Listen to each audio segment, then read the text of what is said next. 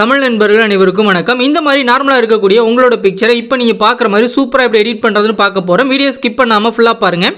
PicsArt அப்ளிகேஷனை open பண்ணிவிட்டு இங்கே பேக்ரவுண்ட்ஸ் அப்படின்றத கிளிக் பண்ணிவிட்டு இங்கே பிளாக் கலர் பேக்ரவுண்ட் வந்து நீங்கள் செலக்ட் பண்ணிக்கிங்க. செலக்ட் பண்ணிவிட்டு கீழே உள்ள டூல்ஸ் அப்படின்ற ஆப்ஷனை கிளிக் பண்ணி இங்கே கிராப் அப்படின்ற ஆப்ஷன் வந்து கிளிக் பண்ணிவிட்டு 3:4 ரேஷியோ வந்து செலக்ட் பண்ணிட்டு மேலே உள்ள டிக் ஆப்ஷன் வந்து கொடுத்துருங்க.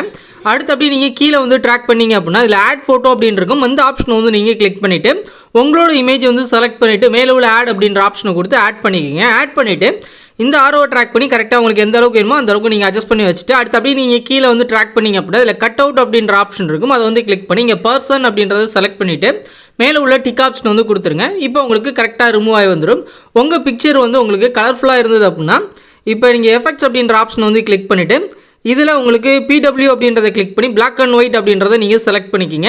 செலக்ட் பண்ணிட்டு மேலே உள்ள டிக் ஆப்ஷன் வந்து கொடுத்துங்க. அதாவது உங்களோட பிக்சர் கலராக இருந்தால் ஆல்ரெடி இது Black and Whiteல தான் இருக்குது.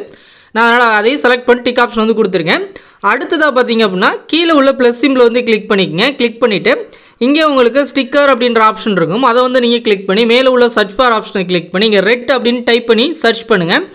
இந்த உங்களுக்கு ஸ்டிக்கர் வந்து கிடைக்கும். இந்த ஸ்டிக்கரை வந்து நீங்கள் செலக்ட் பண்ணிவிட்டு இந்த ஸ்டிக்கரை உங்களுக்கு தேவையான அளவுக்கு இந்த ஆரோ ட்ராக் பண்ணி பெருசாக்கிங்க. பெருசாக்கி நான் இந்த கார்னரில் இந்த மாதிரி நான் செட் பண்ணுறேன். செட் பண்ணிவிட்டு அப்படியே ட்ராக் பண்ணிங்கன்னா இதில் பிளெண்ட் அப்படின்ற ஆப்ஷனை கிளிக் பண்ணி மல்டிப்ளே அப்படின்றத கொடுத்துட்டு உங்களுக்கு எந்த அளவுக்கு வேணுமோ அந்த அளவுக்கு லைட்டாக வேணுமோ இல்லை டார்க்காக வேணுமோ அந்த அளவுக்கு நீங்கள் அட்ஜஸ்ட் பண்ணி வச்சுக்கோங்க.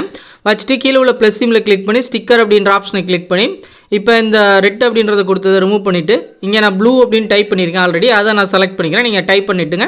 டைப் பண்ணது இந்த ஸ்டிக்கர் வந்து கிடைக்கும். மீதை வந்து நீங்கள் செலக்ட் பண்ணிவிட்டு அகைன் அதே தான் இந்த பிளெண்ட் ஆப்ஷனை கிளிக் பண்ணி இங்கே மல்டிப்ளே வந்து கொடுத்துட்டு இந்த பக்கம் ட்ராக் பண்ணிவிட்டு நான் இந்த ஆரோ ட்ராக் பண்ணி தேவையான அளவுக்கு பெருசாகிக்கிறேன். இந்த மாதிரி பெருசாக்கி நான் இந்த இடத்துல வச்சுக்கிறேன். வச்சுட்டு உங்களுக்கு கரெக்டாக இருக்கா அப்படின்னு பாருங்கள். ரெண்டு சைடும் உங்களுக்கு ஈவனாக ஒரே மாதிரி இருக்கா அப்படின்றத பாருங்கள். உங்களுக்கு ஓகே அப்படின்னா இது மேலே உள்ள டிக் ஆப்ஷன் வந்து கொடுத்துருங்க.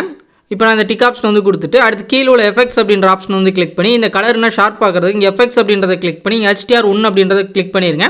நல்லா ஷார்ப்பாக சூப்பராக இருக்கும். வச்சுட்டு மேலே உள்ள டிக் ஆப்ஷன் வந்து கொடுத்துட்டு இந்த டவுன்லோட் சிம்பிளை கிளிக் பண்ணி உங்கள் கேலரியில் சேவ் பண்ணிங்க. இந்த டவுன்லோட் சிம்பிளை கிளிக் பண்ணி சேவ் as JPG வந்து செலக்ட் பண்ணி சேவ் அப்படின்ற ஆப்ஷனை கொடுத்தா உங்கள் கேலரியில் சேவ் ஆயிடும். இந்த ஃபோட்டோ எடிட்டிங் பிடிச்சிருந்துச்சுன்னா நம்ம சேனலை சப்ஸ்கிரைப் பண்ணி இந்த வீடியோ உங்கள் ஃப்ரெண்ட்ஸ் கூட ஷேர் பண்ணுங்கள்.